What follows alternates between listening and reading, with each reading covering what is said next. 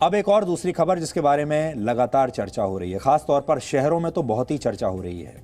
Boys locker room, ये नाम इन दिनों चर्चा का विषय बना हुआ है। आपने भी सुना होगा बॉयज लॉकर रूम। इस इंस्टाग्राम चैट ग्रुप पर दिल्ली के कई नामी गिरामी स्कूलों के छात्र अश्लील बातें किया करते थे, लड़कियों की आपत्तिजनक तस्वीरें शेयर किया करते थे और गैंग रेप की प्लानिंग करते थे। छात्रों की इस आपराधिक मानसिकता का खुलासा इसी ग्रुप के कुछ स्क्रीनशॉट्स लीक होने के बाद हुआ और अब इसमें रोज नए नए खुलासे हो रहे हैं।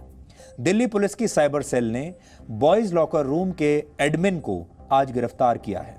एडमिन मतलब जो इस पूरे ग्रुप को चलाता था, इस चैट ग्रुप को। ये जो लड़का है जिसे गिरफ्तार किया गया है, ये बालिग है, यानी 18 वर्ष से ज्यादा की आयु का है और इसने इसी वर्ष 12वीं क्लास की परीक्षा दी है। अभी तक बॉयज लॉकर रूम से जुड़े 27 छात्रों की पहचान हो चुकी है, जिनमें से 15 छात्रों से पूछताछ की जा चुकी है और उनके मोबाइल फोन्स को भी जब्त कर लिया गया है। दिल्ली पुलिस के मुताबिक इस ग्रुप में 4 ऐसे लड़कों की पहचान हुई है जो स्कूल के छात्र हैं और उनकी उम्र 18 वर्ष के आसपास है। जांच में चौंकाने वाला एक तथ्य यह भी सामने आया है कि ग्रुप में शामिल सभी छात्र एक दूसरे को नहीं जानते थे।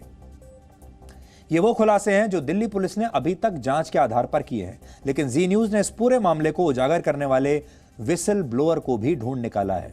विसल ब्लोअर जिसने सबसे पहले इस मुद्दे को उठाया, जिसने जी न्यूज के कैमरे पर इस अश्लील चैट ग्रुप की जो इनसाइड स्टोरी बताई है, वो आज आप सबको हैरान कर देगी, इसलिए आपको ये ध्यान से सुनना चाहिए। इतना पता था कि ये लोग रैंडमली लड़कों को उस ग्रुप में ऐड करते थे और इसी तरह एक लड़का इस ग्रुप में ऐड हुआ था जिसने जो इन सारे लड़कों से अलग था, जिसने एक सही स्टेप लिया और जिसने डिसाइड किया कि उसे स्क्रीनशॉट्स लेके उस चैट के जिसमें गलत बातें हो रही हैं लड़कियों के बारे में, बॉडी शेमिंग हो रही है, उसने उनका स्क्रीनशॉट लिया और एक अफेक्टेड लड़की को जिसकी पिक्चर्स थी उसमें, उस लड़की को भेजा। वो जानता होगा उसको किसी तरह, उसने उसको भेजा और वो लड़की मेरी बहुत अच्छी दोस्त है और उस लड़की ने मुझे बताया इसके बारे में। स्टार्टिंग में तो सिर्फ 2 लोगों के बीच की बात थी, तो मुझे लगा छोटी चीज़ है और इसको एक कन्फेशन पेज बनाते हैं, हर चीज़ करते हैं, लेकिन बाद में मैंने रियलाइज़ किया कि इसको ये बहुत बड़ी चीज़ है, इसको ऐसे एक प्रॉपर मूवमेंट बनाना चाहिए, इसको एक ऐसे एक एग्जाम्पल बनाना चाहिए जिससे हर लड़के को ये समझ आए कि वो कुछ भी गलत करके बच नहीं सकता, निकल नहीं सकता। तो इस वजह से मैंने सारी जो लड़कियां थी, जिनमें जो अफेक्टेड लड़कियां थी जिनके बारे में बातें हुई थी, जिनकी पिक्चर्स थी, उनमें मैंने जिनकी इंस्टा आईडी उन स्क्रीनशॉट्स में थी, उनको मैंने इंस्टा पे ट्रैक डाउन किया, लेकिन जिनकी नहीं थी उनको मैं नहीं कर पाया। तो जिनकी थी करीब 8-10 लड़कियां थीं, उनका मैंने इंस्टाग्राम पे ग्रुप बनाया और उन्हें पूरी तरीके से इन्फॉर्म किया कि ऐसा कोई ग्रुप है और ऐसी चीज़ें एग्जिस्ट करती हैं जहाँ पर आपकी ऐसे ऐसे पिक्चर्स है, ऐसा ऐसा हुआ है। बहुत कम लड़कियाँ ही थीं जो बहुत ही कम लड़कों को जानती थीं। पहली बात तो सारी लड़कियां आपस में एक दूसरे को नहीं जानती थीं, सारी लड़कियां इन लड़कों के बारे में नहीं जानती थी। बहुत कम लड़कियां थीं जो थोड़े बहुत लड़कों के बारे में जानती थीं, क्योंकि वो सब सेम बैच में थे या शायद सेम स्कूल में थे, मुझे याद नहीं, लेकिन कुछ लड़कियां तो जानती थी कुछ लड़कों को। तो हमें थोड़ी बहुत इन्फॉर्मेशन उनके थ्रू भी मिली थी कि अच्छा ये लड़का इस स्कूल का है, अच्छा ये लड़का ये करता है, ऐसे ऐसे इन्फॉर्मेशन हमें थोड़ी बहुत उन्हीं लड़कियों से मिली। इसमें किसी टाइप की कोई प्लानिंग या साजिश नहीं हो सकती, क्योंकि ये उन लड़कों के लिए एक मतलब मज़े की चीज़ थी, फ़न चीज़ थी। उनको इस चीज़ में मज़ा आ रहा था, क्योंकि जिस तरह की चैट मैंने पढ़ी है उसके हिसाब से उन्हें और कंटेंट चाहिए था अपने ग्रुप के लिए। शायद इस वजह से वो रैंडम लड़कों को ऐड कर रहे थे।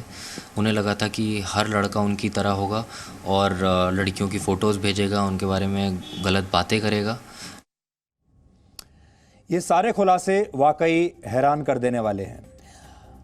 ये खुलासे इसलिए भी अब ज़्यादा हो रहे हैं क्योंकि अब टेक्नोलॉजी आ गई है। अब सब बच्चों के पास स्कूल में स्मार्टफोन होते हैं, सबके पास इंटरनेट है और इस तरह के जो ऐप्स हैं, इंस्टाग्राम जैसे या दूसरे जो ऐप्स हैं, उनके ज़रिए अगर आप अलग अलग स्कूलों में पढ़ते हैं, एक दूसरे को निजी तौर पर जानते भी नहीं हैं, तो भी ये सारे बच्चे एक दूसरे से संपर्क में रहते हैं और कोई भी बात अच्छी या बुरी कर सकते हैं। सबसे बड़ी बात यह है कि हमारे स्कूल के बच्चों के लिए एक तरफ देश में ऐसे करोड़ों बच्चे हैं जिनके पास कोई सुविधाएं नहीं हैं, जिनके पास लैपटॉप नहीं, इंटरनेट नहीं, वो चाहकर भी ऑनलाइन क्लासेस अटेंड नहीं कर सकते ऐसे समय में भी, क्योंकि उनके पास ये साधन नहीं है।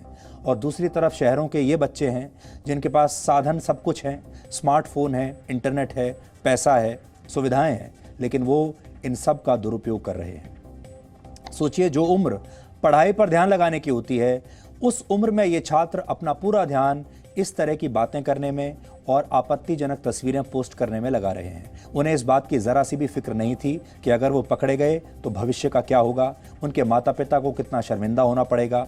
और सूत्रों से मिली जानकारी के मुताबिक बॉयज़ लॉकर रूम से जुड़े कई आरोपी छात्र और उनके अभिभावक अब पुलिस से माफ़ी मांग रहे हैं। ग्रुप में जिन लड़कियों की तस्वीरें डाली गई थीं, उन सभी से भी अब माफ़ी मांगने की बातें कह रहे हैं। लेकिन ये सिर्फ आरोपी छात्रों के माता पिता के लिए ही चिंता की बात नहीं है, बल्कि इस खबर ने हर उस माता पिता को परेशान कर दिया है जिनके बच्चे स्कूल में पढ़ते हैं, जिनके बच्चे स्मार्टफोन्स का इस्तेमाल करते हैं, जिनके बच्चे सोशल मीडिया पर एक्टिव रहते हैं। लेकिन ये बच्चे, हम यहाँ ये भी कहना चाहेंगे, ये बच्चे अपराधी नहीं हैं। ये बच्चे अभी कम उम्र में हैं, अभी इनकी जो सोच है वो बहुत कच्ची है। इनके साथ अपराधियों जैसा व्यवहार करना सही नहीं होगा। इसलिए चाहे वो दिल्ली पुलिस हो, चाहे वो अभिभावक हों या फिर वो समाज के अलग अलग लोग हों, इन्हें एक बार के लिए माफ़ करना चाहिए और ये ध्यान इनका रखना चाहिए कि इनके दिमाग को ट्रांसफॉर्म करने की ज़रूरत है। इनकी जो शक्तियां हैं, इनकी जो एनर्जी है, उसे पढ़ाई की तरफ चैनलाइज करने की ज़रूरत है। इन्हें सज़ा देने से कोई ख़ास मकसद हल नहीं होगा। इसलिए हम साथ में ये भी कहना चाहेंगे कि इनसे अपराधियों जैसा व्यवहार करना शायद ठीक नहीं होगा। और इस देश में जो बाकी बच्चे और अभिभावक देख रहे हैं, उन्हें ज़रूर इन बच्चों से सीख लेनी चाहिए, सबक लेना चाहिए। हमारा जो मकसद था आपको ये खबर दिखाने का, ये कोई हमारे लिए चटपटी खबर नहीं है, सनसनीखेज खबर नहीं है। सिर्फ आपको हम ये बताना चाहते हैं कि आप अपने बच्चों पर थोड़ी नज़र रखिए और बच्चे अगर ऐसा कर भी रहे हैं तो उन्हें अपराधी मत मानिए, बल्कि उनसे प्यार से बात कीजिए और उन्हें बताइए कि सही क्या है और गलत क्या है। और हम साथ में ये भी ध्यान दे रहे हैं कि जो बच्चे इसमें शामिल हैं उन पर सामाजिक दबाव इतना ना पड़ जाए कि वो बच्चे टूट जाएं। इस बात का भी हमें बहुत ख्याल रखना होगा।